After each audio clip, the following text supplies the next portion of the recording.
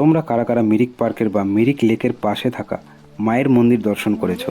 তো স্বাগত আমার আরেকটা মিনি ব্লগে। আজ তোমাদের মিরিক লেকের সিনেমেটিক শট এবং মায়ের মন্দির দর্শন করাবো।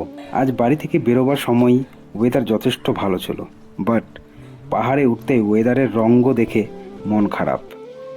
যাই হোক, ভিজে ভিজে চলে এলাম মিরিক পার্কে। তারপর এখানে কিছু সিনেমেটিক শট নিয়ে এগিয়ে পড়লাম বৈষ্ণোদেবী মায়ের মন্দিরের দিকে।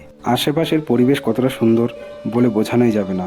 চারিদিক নির্জন, কুয়াশা, আর তার মাঝে আমরা দুজন হাঁটতে হাঁটতে এগোতে থাকলাম উপরের দিকে। চারিদিকে পাখির আওয়াজ, মনে হচ্ছিল এখানেই বসে থাকি। তবে বসলে হবে না, চলো দেখো চারিদিকের সৌন্দর্য।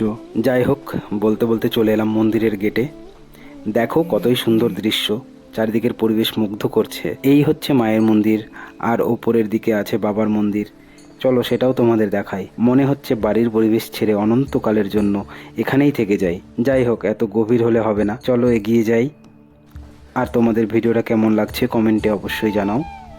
নতুন হলে ফলো করে নিও আমার পেজটা। আজ এখানেই ভিডিওটা শেষ করছি। দেখা হবে নতুন কোনো জায়গায় নতুন ভিডিও নিয়ে। ততদিনে ভালো থেকো, সুস্থ থেকো।